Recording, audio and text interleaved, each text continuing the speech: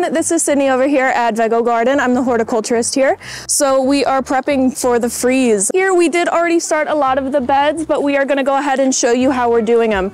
So right here I have schedule 40 half-inch piping, and it's just stuck into the ground. It's easily able to pull out, especially with these raised beds. And then you bend it up. So this is gonna be the schedule 40, super bendable. That's why we go with the schedule 40, because it has complete movement. You don't have to get any extra parts. So what you wanna do is just shove it right in there, make sure it's sturdy, and then you have a start of a hoop. To make it a little bit cheaper on us, for the middle, instead of doing a third hoop, we added just a stake with some duct tape so it doesn't rip your frost cloth. It just keeps the weight up just in case it does snow or rain really heavy. It'll hold up that fabric a little bit more. Next, we are gonna use just super cheapy Office Depot clips. The little binder clips, super easy. You don't have to get super big ones. I just got the medium size. It's way cheaper than getting any plastic clips from Home Depot or anything. A lot cheaper, and these are very budget friendly. All right, and then the last thing that we are going to need, at least for today, we are going to have our frost cloth. Now, I got the heavier duty one. This is gonna be a 1.5 ounce. It's just a little bit more protection for them, just in case here. So what we do is just drape it over and then secure it on the edges with your binder clips. That's all you gotta do.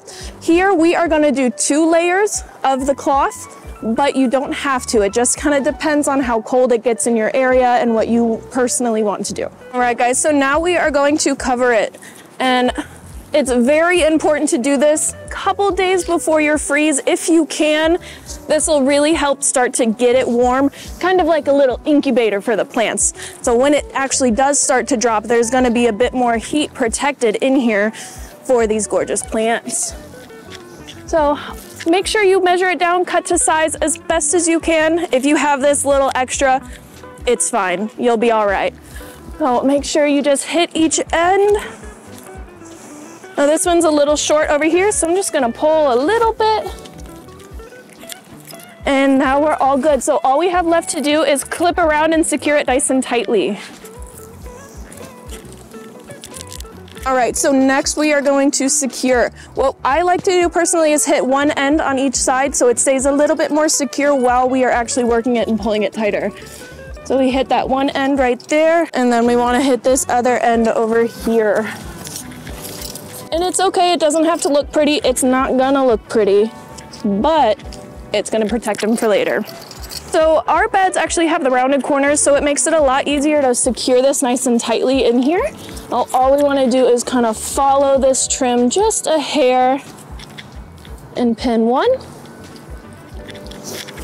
And the next one we want to hit right towards the hoop just a little bit.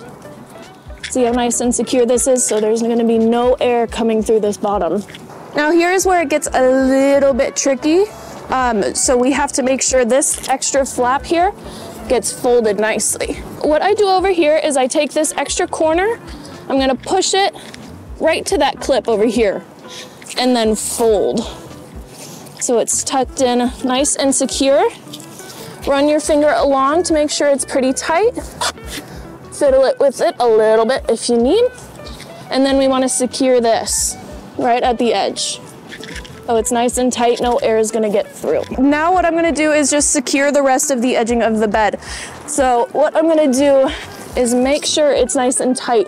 You want a little bit of give so you can see the wind blows through it.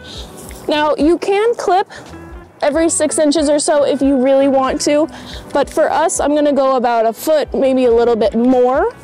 It's really gonna be okay. This wind is not gonna get up through there. And you'll save money on more clips. We'll clip, clip. And then we're at a corner again, so we're gonna do the same fold that we did on the other side. So pull, hold, and pull.